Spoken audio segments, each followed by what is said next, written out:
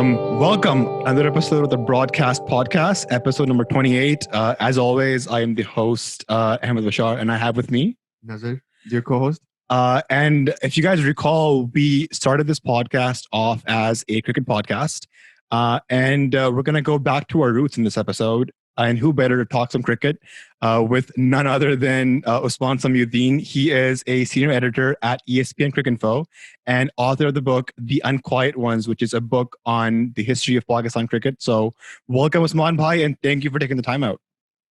Thanks for having me, guys. It's good to be here. No, it's in my home, but it's still good to be there. the best way that we could talk to each other, obviously. Yeah. It's honestly, it's an honor and a privilege to have a writer on the podcast. I myself am a writer, so I just want to dive deep into that world of writing for sure. How did your journey start in this world of journalism and writing? Where can you take us back to? Because your undergrad isn't really in it's in economics and governance. Yeah, it's in economics and governance. I'm not sure how you guys know this, but yes, it is. We did our thorough research. Okay, sounds like it. Economics, as we all know, it's a fake science. It's not really. You have to suspend your disbelief. I think your state of belief for a while. So I did economics because I just didn't have, I guess, the courage to do history, which is something that I loved doing. I wanted to do history, but it was the same old kind of desi thing that what will you do with a history degree? What job will you get? If you do economics, you'll become a banker and all this. I mean, this was back in the day, right? We're talking like 25 years ago or something. And that's changed now. So I did that purely because I thought, what else am I going to do? I might as well get this degree. I did it and I came out. I got a degree from here, actually, University of Manchester here. And then for about 3 years afterwards, I just kind of drifted. I was in England. I worked here. I worked in a bank for like 6 months. I hated it.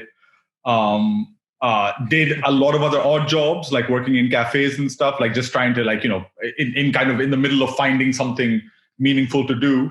And then did a bit of journalism work with the BBC, as a graduate kind of trainee thing. And then I moved to Pakistan because I was like, I'm not really doing much here. So I moved to Karachi. And there, my sister and her brother-in-law had begun writing. And my brother-in-law actually used to work at Dawn, the newspaper.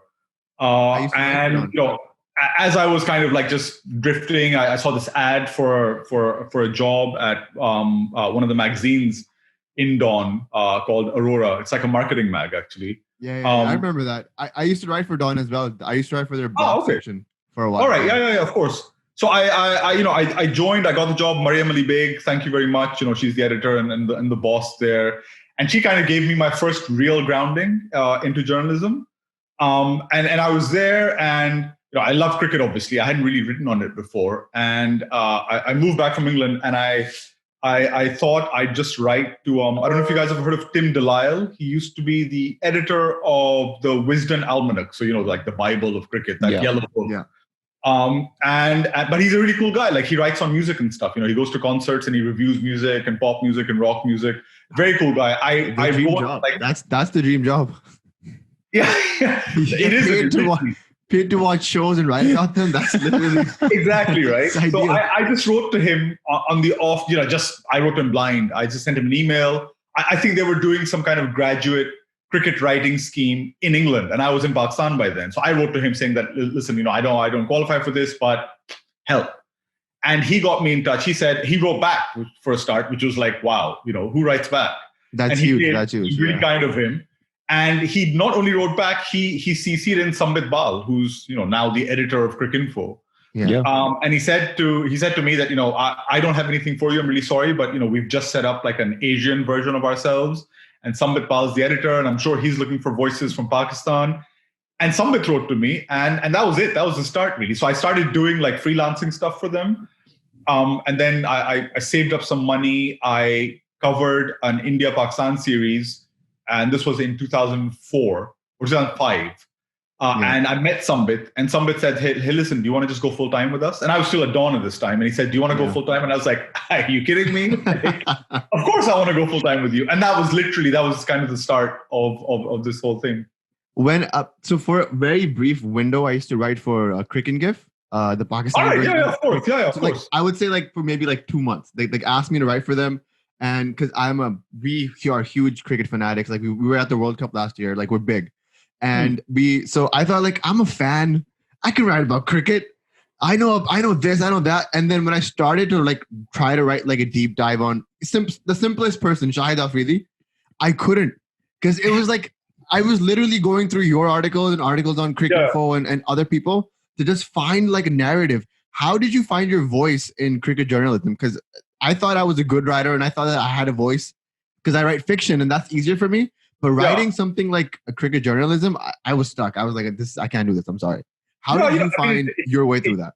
I'm still kind of, I think your voice is something, it comes to you, but I don't think you ever settle on one voice. It's kind of like if you write fiction, I guess you play with the idea of a lot of different voices that you're kind of writing out, right? So I think that's kind of, I think it's the confidence to be able to execute a voice, So it depends on the mood I'm in, it depends on the subject I'm writing about, and I will adopt that tone for what I think is appropriate for that time. So, but it took a long time. I read some of my earliest articles from back in 2003 and 4, and I cringe. I Never. Why do you do that to yourself? That's horrible. It's bad, man. It just happens. Somebody throws it in my face randomly from somewhere, and it's horrendous. But I can see that at that time I was trying to develop a voice. And one of the really good things, one of the really lucky things I think I've been fortunate in was that I worked with Sambit and this group of really young, fresh writers in India at that time. So Cricinfo at that time, it was growing. That's when it was becoming big. And it was not only growing, it was growing in a very particular kind of voice. People came to Cricinfo for the literary kind of, the literary coverage of cricket. And so I had these young, great guys, contemporaries, kind of Rahul Bhattacharya, Siddharth Vaidyanathan, Sid Monga came later, but Amit Verma, who are all guys who, Rahul's written a novel, which has nothing to do with cricket. Yeah. Amit Verma is a prize-winning economics writer and a blogger in India. These guys, Chandrahas Chaudhary was there as well, who is also a novelist now. These guys, I was really lucky to be around these guys who were they love cricket, but they had so many other interests. Myself, cricket is not the only thing that I love kind of writing about or doing or whatever. And I think hanging out with these guys has really opened up my eyes to the world out there. And then over all of us, we had Sambit, who, it was just at that time, he had a lot more time to work with his writers. So he would, we would go through pieces that we had written and he would, talk you through a piece. He would tell you that, maybe you can approach it like this. This is how you should be approaching it. So I think a combination of those things and the exposure that I got with these guys, plus ultimately the freedom, Sambit was really good that way in that he said, he backed me like he did with all his other writers. And he thought that if you had something worthwhile putting out there, then he would let you do it in your own way. He wouldn't interfere too much with style and voice. He would mostly talk about structure, which to this day, it's the number one most important thing in my head. Whenever I sit down to write a piece, it's always, okay, this is what I want to write about, but I'm starting at point A and I need to finish at point D.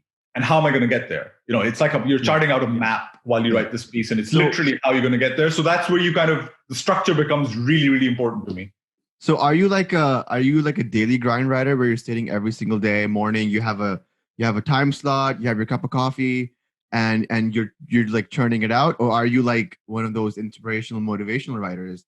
When the lightning strikes, that's when the keyboard comes out.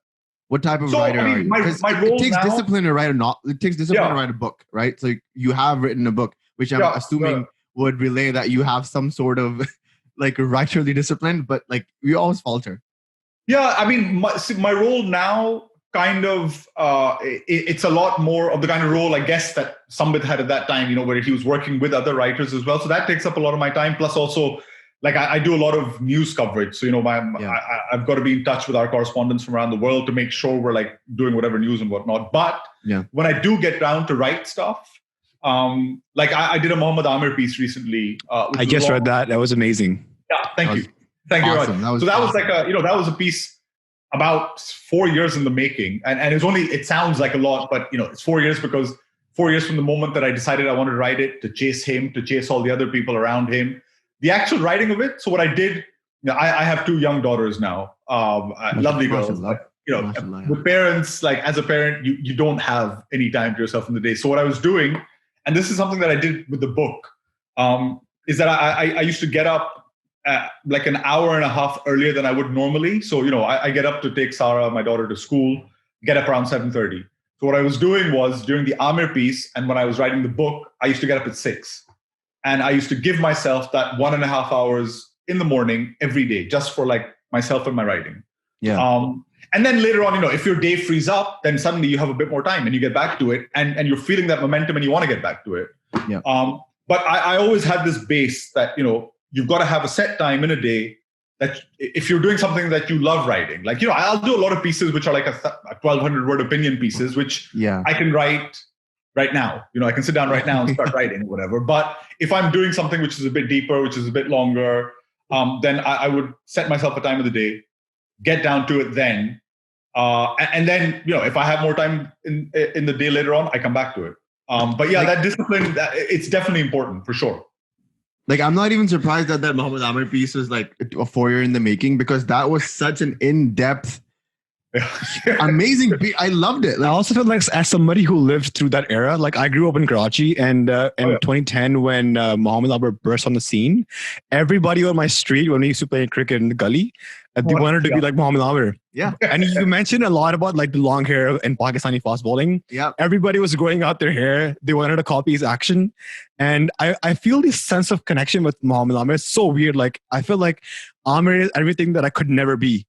And then so seeing also him, everything that he himself could never be, ultimately. that's true. And that's something that you talk a lot about in the article as well. The fact that, maybe we put Amir on this pedestal that maybe he was never supposed to be on. The conditions that he played in at the beginning of his career, maybe his stats were inflated. He knows it as well, actually. I suspect that he has an idea of it as well. Kind of.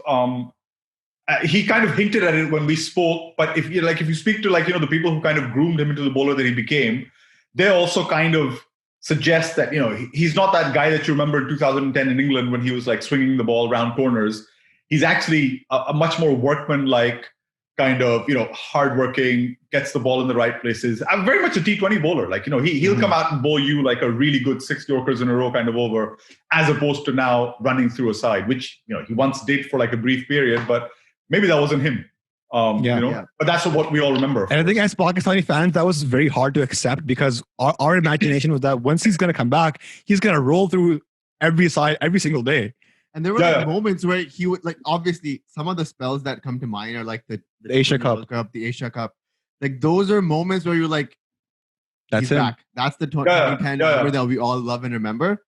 But then there was just like flames that would burst, and then they were gone. I think those are, so I wouldn't say any bowler, but a lot of good bowlers, because he's a good bowler, right? He's a good bowler. He has the skills. He has the brain, importantly. And I think if you get the conditions right, you have a big match, big stage, lots of crowd and stuff. Not, as much as I love the UAE, like playing in the UAE is like a real downer. There's nobody there. It's a dead pitch. You're playing against Sri Lanka, which, just like Sri Lanka is a great country, great people and a great team. But if you're playing them for like the 10th time in that year, Mohammad Amir is just like, oh man, do I have to do this again? But when you give him a stage and you give him the conditions, then he can still be like a really good bowler. That's still there. But it's just, I think, like calibrating when that's going to happen and to what degree. It might not happen in a test match, but it will happen in a T20, it will happen in an ODI maybe. And I think the important thing about him is that I think he is finding some kind of peace with where he is and what he is doing now, which, it's selfish for him, I guess, but it's more important for him to find that kind of thing than it is for us to kind of want him to be back in that sense. I was just gonna ask you, what were your thoughts when he retired from tests? I think I tried to bring it across in that piece in the sense that I think what he had done was pretty phenomenal and it was unmatched. It's almost unparalleled in sport, I think, for him to have come back after literally 3.5 to 4 years of doing nothing. Yeah. And I tried to make sure, I spoke to a lot of people around him and people who knew him, and they were all like, that he was just so despondent at that time that he literally did not do any exercise. So if you think about it, I know he was young and all, but 3.5 to 4 years of not doing anything and then just coming back and still being a very good bowler. Yeah. Is amazing, first of all. And second of all, I think it took a lot out of him. And I think he said in the day he retired and he put that video out, I think he said that, people kind of forget that I've had 5 years of my body doing nothing. Yeah. And then to come back into bowling like 20 overs in a day, again, in the UAE, it takes a toll. And so I think ultimately it kind of caught up with him. And I wasn't hugely surprised. I guess I was, sad, not disappointed because, who am I to be disappointed? But I was sad as a watcher, as a fan, as a follower, that we're not going to get to see him maybe try and get back to what he was. I was sad more than anything, but I kind of understand that he did it. Do you think what happened with Amir is currently happening with Shaheen and what happened with Hassan Ali? The fact that once we find a good bowler, we want to play him with Pakistani exactly, like we just want to put him like every single format, every game. There's no workload management. Yeah, there really isn't. And it's really sad. And I think, one of the problems with the PCB has done a lot of good stuff over the years as well. Like, there's no doubt about that. And they've got good people working there. But I think they've really got to look at their medicine department, and not necessarily that the people in it are bad or they're out to destroy these careers and stuff. I just think they are not using the best resources that are available to them, and maybe having the kind of, medical science is like a really, it's, if you don't keep up with it, then you're gone. If you don't keep up, you've lost like 5 bowlers in like this, in the blink of an eye, they're gone. And it looks like it's happening with guys like Hassan Ali. We have lost those bowlers. We have lost more than 5 bowlers in those. Junaid Khan, Hassan Ali, Roman Reis, man. What happened to him? The guy came in as an ice cold bowler in the semifinals of the Champions Trophy. He looked like a really, really good white ball bowler. And, he's on the verge, I think, the last I heard, he's on the verge of basically giving up because he can't play anymore. His back is so bad. Well, and you kind of wonder, some of these cases, PCB will always say, the players are not kind of helping themselves either, and they don't really listen to us. And okay, I say that, out of 10, maybe 4 players have kind of screwed up their own careers. But, there's still going to be a number out there which you guys have actively just neglected badly or just let go and not kind of worked right with them.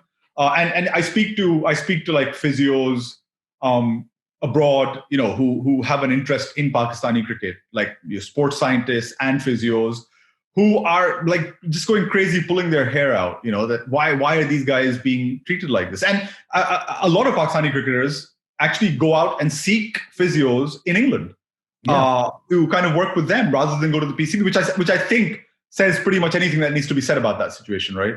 How far are we from the Kohli mindset of having your own personal trainer?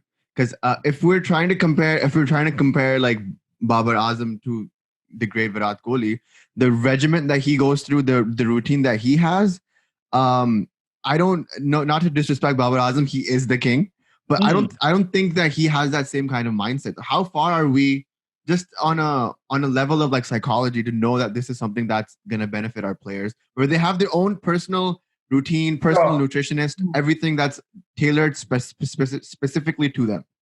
So I think the mindset is changing. I think something like the PSL has been a big thing for that, because you're meeting people from across the world who are practicing and training and keeping fit in ways that you've never seen before. There's lovely stories of how some Pakistani batsmen saw a guy like Andre Russell at one of the first or second PSLs, and they were blown over by the kind of just like range hitting practice that he was doing in the nets.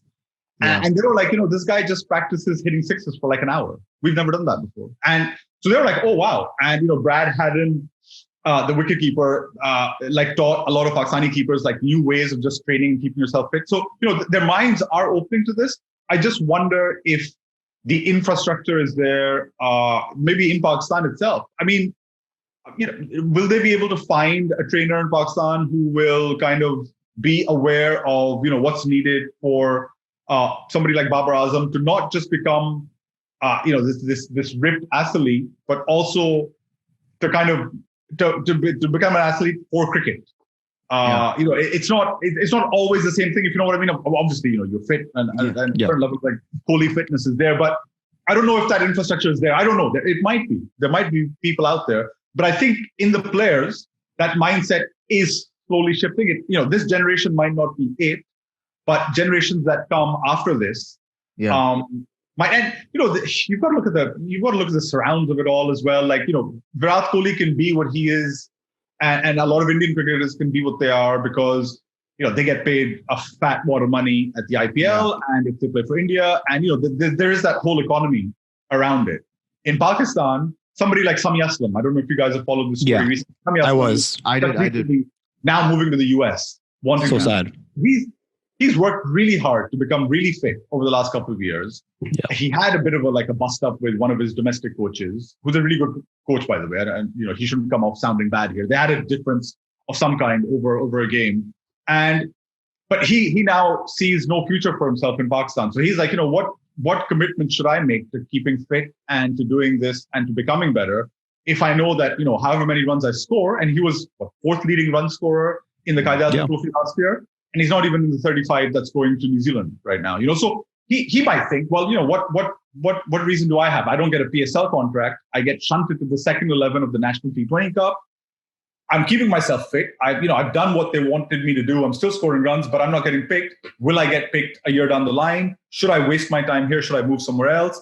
In India, it's a little bit better than that. It's a little bit more professional. Whereas if a guy doesn't get picked for the Indian national team, then he knows he can work hard and get picked by a franchise at the IPL, and he can make that career for himself. And they can still make big bucks playing like Ranji Trophy and all the domestic tournaments. So it's so financially viable. They've got the incentive to make it a proper career and kind of commit to doing that. Whereas I think in Pakistan, there's still so much uncertainty, about selections and about a captain and about the selector and about the board. Wasim Khan and Hassan Mani, if they go, not that they've had a great administration, but if they go, somebody else will come in and they'll want to change stuff. And then, somebody like Sami Aslam, they might want him back. And so he's just thinking, well, hang on, 2 years ago, you didn't want me. Now I've wasted 2 years of my time playing at a lower level of cricket. I'm maybe not as fit as I was, but now you want me back. I might come back. I won't be as good. And, it keeps kind of going up and down, up and down. And you never become that kind of honed performer and athlete that somebody like Virat Kohli. Virat Kohli is an exception because he is an athlete. But you know what I mean? You're not going to get that unless you have everything that builds into it and feeds into it, also stable and committed.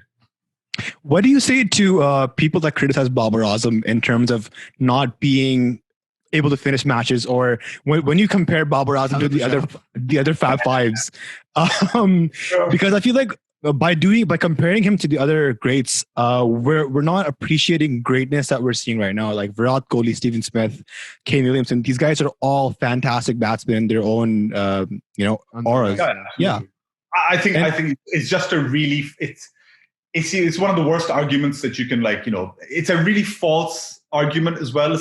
One player, especially in cricket of all games, one player is not going to win you a match. What's the worst argument? Sorry, I'm not sure. Sorry, my Siri went off on the Siri's interested as well. Yeah, I'm not sure why. It's just one of those arguments. One guy is not going to win you a match. No matter how much even Brian Lara, the greatest innings ever, that 150 against Australia. There was 10 other guys who went into helping him win that match. The Courtney Walsh leaving towards the end and allowing Lara to hit the winning runs. It's not just one guy. So I don't buy into this argument at all. Babar Azam he's a great batsman, full stop. He's definitely the greatest batsman Pakistan has seen in the last 20 years. Yeah. And he could probably end up being the greatest of all time for Pakistan. He really is. He's on that level. He could really be the greatest to come out of this country ever. And I'll say that without any hesitation. There's lots of ways he could fail and stuff, but if he goes along as he is going along, I think, very soon he will be the greatest guy that we've produced, I think. I'd like to say that Babar Azam is whatever Ahmed Shahzad and Umar Akmal never got to be. If they had a brain between them, they'd be Babar Azam. If I'm being harsh, No, a brain and commitment to the cause and stuff. And, just being able to, a lot of it's like being able to fit yourself into a side as well, right? Umar Akmal could never do it. Ahmed Shahzad tried, he could never do it. Babar Azam, maybe he's the kind of personality who comes in and fits in anywhere in a side. He doesn't seem like an especially different kind of guy to everyone else. Umar Akmal obviously is a very strong kind of personality. So is Ahmed Shahzad. And these things, they make a difference. And if it wasn't for Mickey Arthur, who knows how long Babar Azam would have been in that side. Mickey Arthur pushed him and supported him and kept him in that side. He persisted with him in Test match cricket where he was averaging in the 20s. But I'm sure, like 100% sure at some point, Misbah would have been like, let's just drop him. Because I need somebody. And, Misbah would have had a reason. Misbah's like, I'm pragmatic. I need a guy who scores me runs. I don't need this newbie who's not scoring me runs. I'll get Tawfiq Umar back in. I'll get Mohammad Hafiz back in. I want somebody who scores runs, right? Which is, okay, whatever. But Mickey Arthur persisted, made sure that he stayed. And sometimes that's all you need, If Umar Akmal hadn't been dropped back in 2011 from the Test side, who knows? If they'd stuck with him for another 5 Test matches, who knows? Babar Azam is literally like that cousin that you get taunted about all the time for Umar Akmal, but literally. Like that's actually him. Family dinners for him must be like horrible. Must be horrible, right? Must be horrible. Look what your cousin did today. What have you done? I got fat, but that's it. Umar Akmal played the GT20 in Toronto last year. Yeah. And so we were sitting at the cow corner and he was fielding in front of us. And he was standing in front of us for 10 minutes for like at least 4 overs. And I did not know that was Umar Akmal. My father told me, yeah, Umar hai. I was like, no way. And then as soon as people realized that literally Umar Akmal was standing in front of us, he got catcalled so bad from the crowd. I felt so bad for the guy. But it must be hard being Umar Akmal, huh? Like from a Pakistani crowd, it must be so hard being Umar Akmal. It was absolutely brutal. But you mentioned the New Zealand 35-man squad, and I think you're from Karachi as well. You're from Karachi as well. Right. What are your thoughts on literally no Karachi player being in the squad? Is that like Rashid Latif, because he listens to a lot of. Safaz is there in the squad, right? For the T20 squad. He's a backup wicketkeeper. But we know they're gonna play Rizwan first. I feel like that's what Rizwan was gonna be. I mean, I don't think it's a thing. I think Karachiites make a big deal out of it. Because he listens to a lot of Rashid Latif on PTV, and he makes it political. And that's just like I feel like when I hear Rashid Latif, I feel like I'm back in the 90s. Yeah. And yeah. I mean, so Karachiites moan, bitch about nobody from Karachi. But you look at somewhere like, Balochistan, you look at Sindh outside of Karachi, like Hyderabad and all the other towns there. They've never had in the Pakistan side. So those guys have not been represented. Pakistan side has been basically about Punjab and Karachi for the longest time. Yeah. And I, for one, have absolutely no issues if there's more guys from KPK coming in there, if there's guys from FATA coming in there, if there's guys from Hyderabad coming in there. It's good, man. I don't mind. And I don't think any selection committee now maybe did, and even then I'm not sure, but maybe at some time it did, but I don't think any selection committee now says, this guy's from Karachi, he's really good, but because he's from Karachi, let's leave him out. I don't think anybody does. That's what I would assume, right? That's what I'm thinking in my head. But if you think, who is a guy who really should have... Sohail Khan is in the squad. He's like a kind of adopted Karachiite, right? But who is somebody from Karachi they really needed to pick and they didn't? Fawad Alam is in there. Sohail Khan is in there. Sabraz is there as part of the 35-man squad. So, Asad Shafiq is a name that keeds popping up. Like, my dad loves him. He's like, why is he needs to be dropped, man, though. Asad Shafiq's record. Asad Shafiq is literally the example of Karachi hegemony over the rest of the country. He's been playing nothing. He's been doing nothing for the last 2 years, and he's been picked every single time. 76 Test matches in a row, I think he's played for Pakistan, which is a record. He should have been dropped 2 years ago, or at least a year ago. He should have been dropped. It was because of that Australian innings, right? I mean, he was never able to. What was expected from him was to take over the place of Misbah and Yunus by him Nasser. Exactly. That didn't really happen, which is disappointing. And he's not completely he's been owned by Babar Azam's rise since then, and he's kind of built. Even somebody like Azhar Ali, which is why I really like Azhar Ali, is that he doesn't have a tenth of the natural kind of skills and the ability that somebody like Asad Shafiq has. But goddamn, he goes out there and he leaves everything out there, and it looks like he's an ugly ass player, but he works hard. He leaves everything out there. He'll come back from an innings and he'll be a 5 off 35 balls in an hour, but that he's given everything to those 35 balls in that hour. Whereas Asad Shafiq, he'll come out and he'll make 25 off those 35. But he'll come and he'll go, and you'll be like, why haven't you made 100 out of this? Because you're looking like you could have made 100. You're looking like you should have made 100, but instead you're back here with 25, and it's not helped anyone. So he's that contrast has always been it's been compelling. But I think it's absolutely fine that Asad Shafiq's been dropped. I think he needed it. He might still come back because they're going to New Zealand. It's not like they're going to have a huge amount of success there. I don't think that's right. So he might be back. We're trying to be optimistic here, but thank you. I don't know. I wanted to talk to you about the fact that how did you come around getting around writing a book, and why did you choose to write it about Pakistan cricket? How long did that take you, and what other options did you have in mind for the title? Okay, so this started. I had no intention of writing a book, but in May 2007, I remember the day, May 15th, I think it was, when all hell was breaking loose in Karachi. I think that was around the time that the MQM Chief Justice thing happened when he flew over. Okay. Yeah. I got an email from the publisher at HarperCollins in India, out of the blue, and she had gotten my email from this journalist Shada Ugra, who's like an amazing lady, one of my like absolute heroes. Used to be with India Today, then joined us actually at Cricinfo and has now just left. But she had sent this lady Kartika at HarperCollins my name because they were looking for somebody to do a book on Pakistani cricket. And if you remember, this was just after like the Woolmer death and this crazy period that was happening in Pakistan. And she just wrote in and said that, would you like to write a book? And I was like, well, okay, I don't know what I'm going to write it on. Like, what do you want in Pakistan? She's like, well, why don't you do a history? And I was like, oh, okay.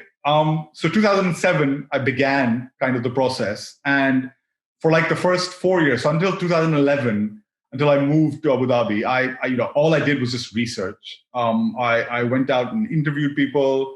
I traveled to Lahore, to Peshawar, to other places around the country just to like meet sources firsthand because, there wasn't that much history to kind of pick up from as a secondary source in Pakistan. So I had to kind of just go out there myself. Went out, started doing that research. And the good thing about the publisher is Kartika was that, I would keep writing to her every now and again and say, I think the first deadline she had given me was a year. So I had to do it by 2008. And pretty soon it became clear that I wasn't going to do it for like in a year or 4 even. So she was like, listen, you're on the books, you've got the contract, just do it whenever you can. Like, I'm not going to pressure you. I'm just going to trust you on this. Again, I had this great person who just said, just do it. And so I did all the research and then like putting it together was like the toughest thing in the world. I had no idea how to like shape the book, how to structure it, how it would flow. And it was a really, really difficult. So one of the first drafts of the book was just like this mesh and really bad mesh of like first person writing and profiles and narrative history done in a weird, not chronological order. And I didn't know what I was doing with it. So I sent it to a friend of mine. In fact, Rahul's wife, Shruti, Rahul Bhattacharya, who used to be with Cricinfo, his wife, Shruti, who is now like, she's a literary agent. And they very kindly kind of, read through the drafts and said that, listen, you're making it really like complicated for yourself. Just do it as a history and like, mix, like just get the structure right. And so I eventually settled on the structure that is what the book became now, which is that, there was a kind of narrative flow to it from start to end, which was the simplest thing. And it was just mixed with a lot of reportage and profiles of like, the players who had the greatest impact on them. So it kind of came about because of, Rahul and Shruti's intervention was just like absolutely crucial to this whole thing. And the title came from Shruti herself. I couldn't think of I blanked. When you've done something that big, you're just sitting there and you can't like, put it into one like 3-word thing to sum it all up. Yeah. And so I was like, dude, I have no idea. And so Shruti came up with like 5 options. Luckily, none of which involved the word crescent or like green or anything like that. And I was like, those are the only things I could think of. And she was like, no, just let me come back to you. And so she did. And like literally the Unquiet ones was the first option that she'd given. I was like, this one is the one. I think that explains Pakistan cricket so perfectly. I think it needed like an outsider to kind of, sum it up. I think it needed somebody sitting in from the outside and not from within it to kind of just say that, this is the one. And she chose the cover photograph, I think, as well. She chose because she liked the cover has like a barefoot. I think one of the players coming out to celebrate is bare feet on the ground. And she just liked that. And she was like, I think that captures something. So I was like, all right, great. So you mentioned that for the research of this book, you went all around Pakistan. Has your job taken you places that you didn't expect you to be? Because I'm expecting like if you are a Cricinfo writer, you'd be at the games. Is that something that you do often? Yeah, absolutely. I mean, just within Pakistan, I'd never, I hadn't lived in Pakistan until I moved there. And so, I'd only ever been to like Karachi and Islamabad. We used to go back on summer holidays, and that's the only places we used to go to. But with Cricinfo, I actually, I traveled around Karachi for a start. I went to places in Karachi which I'd never been to. And then I moved out. So, I went to Multan, I went to Faisalabad, Sheikhupura, and I started going to all these places which I would never otherwise have gone to. Bhawalpur, which, Peshawar, up north. So I want to do a lot more, but yeah, cricket definitely opened up that. And then, like globally, I mean, it's been amazing. So I've been very, very fortunate. I've gone to Australia, South Africa, both a couple of times. Have you? What kind of like memorable games have you attended? Things that you'll probably never forget. For us, like we were at the New Zealand Pakistan game where at Edgbaston. At Edgbaston, right, I was there. Fateful. That was a great atmosphere. It was amazing, crazy. Best nights of my life. Like it was 14 degrees, it was cold, and then Shaheen just ripped through like the New Zealand batting order, and then Sarfraz completely. So before that, Sarfraz was like, you know what? I want Babar to score a century, so why don't I like give them runs on the board? And then we were just like, it was amazing. It was. No, that was a great game. I mean, I've been, like I said, I've been really, really lucky. So I did the 2011 World Cup as well. I saw the Mohali game. I covered the Mohali game live, which, wow. Pakistani fans don't love that game, but that was an amazing game to cover. Like, it was phenomenal. Like just the whole atmosphere around. A lot of the India-Pakistan games, like one of the first games that I did, in fact, it wasn't the first game, but it may have been my third game, was the first ODI of the 2004 series when India came to Pakistan. So that was in Karachi. Okay. And India made 349 and Pakistan lost by 4 runs. Oh, yeah. Crazy game. Yeah. Like a wild game. And just the atmosphere, like the ground was, 35,000 plus. And it was like, the ground was like, it was like a constant kind of slight tremor happening. Like you could feel yourself just like bobbing up and down because of the noise. How was it like to see Shoaib Akhtar running in ball at his nearly peak in 2004? Amazing. How's that? Amazing. So I saw him. I covered every one of the test matches in that 2005 and 6 season when he was like, he's completely bullied. With his slower balls. Series. Yeah, and the slower balls came out. So I remember watching him. One, like, just enduring memory is of the press box in Faisalabad. It's an open air press box. It's really good. It's low and it's open air and it's right behind the bowler from one of the ends. And so you can he's maybe 40 meters away from you when he's at the top of his run up. And he would walk, that slow, Shoaib, tired walk to the top of his run. Don't forget the hair flying. And the hair there. And then he would start just getting the crowd up. And the crowd would go crazy as he would run in. And he bowled this fearsome spell. He was hitting 92, 93, 95, every ball of the spell. He got Kevin Peterson out. He got Andrew Flintoff bowled.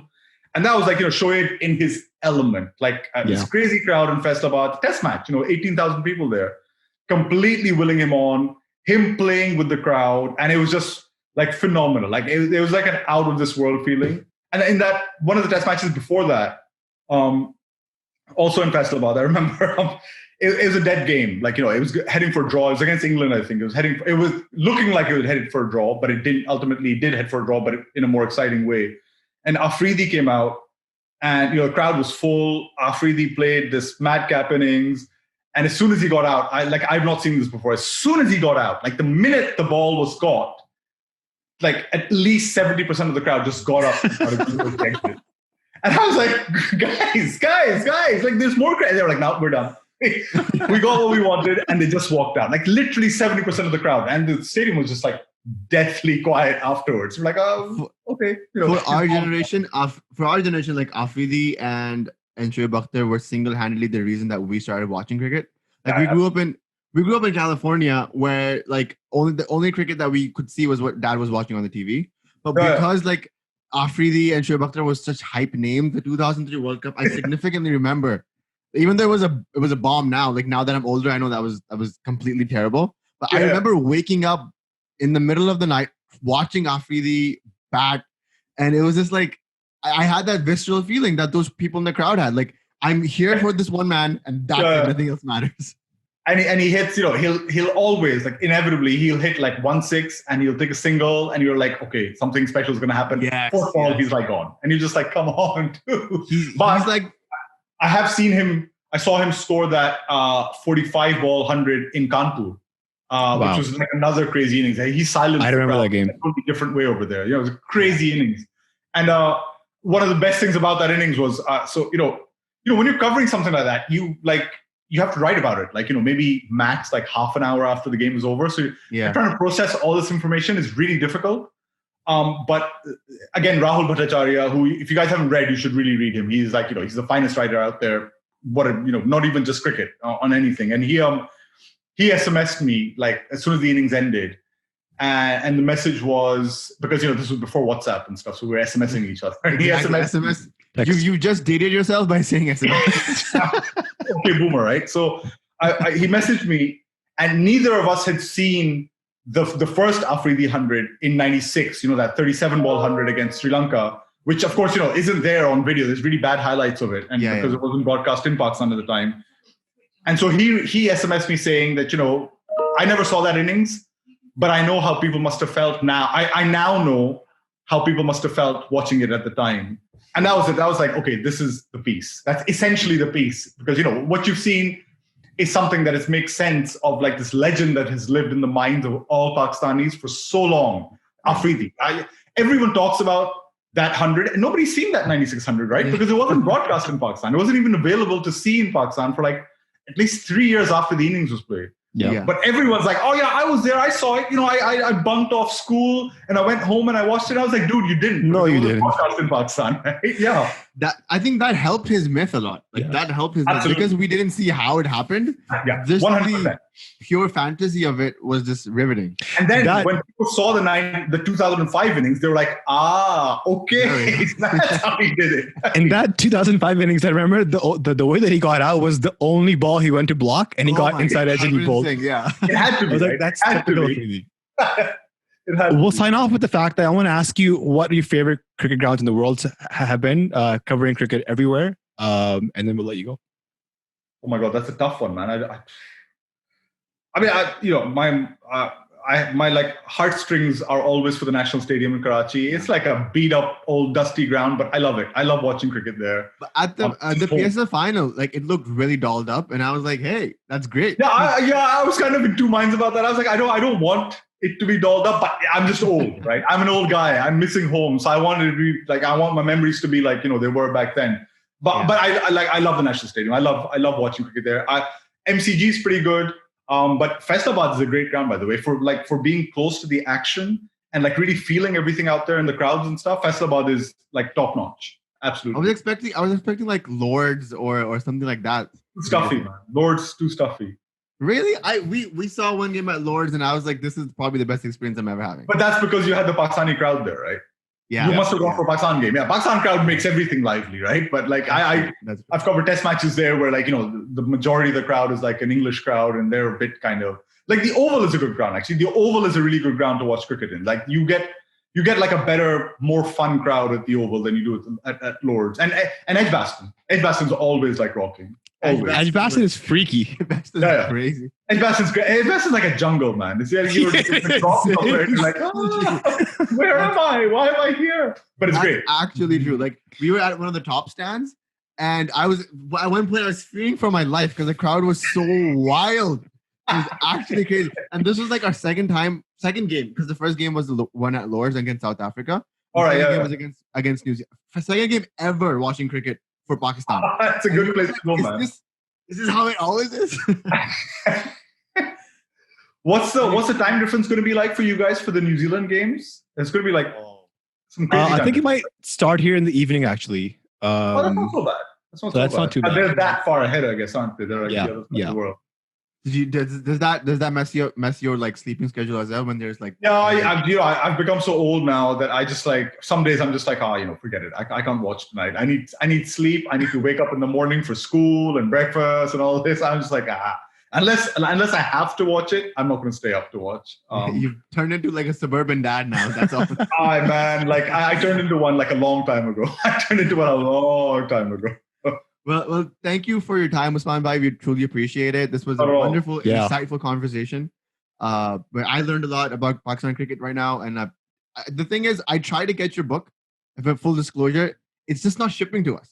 Yeah. So the first one was like, long story short, I'm doing an updated version, which should be out maybe next year. So there's a couple of other chapters on it that are going to be added in. And this time, thankfully, we will have a Europe and North America distributor. So it should be available in stores. Because we're very eager for that book. Like I was very, very excited to read it, but Amazon was like, do you want to pay $75 for shipping? And get it like 3 months It's not later? worth it. It's not. You can spend that $75 on something like much more useful. Much more useful. No. As soon as it's distributed in Canada, I'm getting a hands on it. I just want to take it off. Thank you very much for your time again, and hopefully you'll come back because we had a great time. It's been a pleasure. Yeah, thank you very much, guys. Thank you very much. I'm going to be. We can stop recording, but I'll be in Canada sometime next year. It'd be great to hook up. Definitely. Sure. Why not? Yeah. Next summer or something, I think we'll be there. So it'd be nice to meet up. Yeah, inshallah. As soon as this whole COVID situation Absolutely. Yeah. This is all COVID pending, of course, but COVID pending. We plan to be there. So take care of yourself. Lots of love to the family and the kids. And thanks, guys. Thanks so much. Take care. Thank you for this. Take care. Bye. Bye.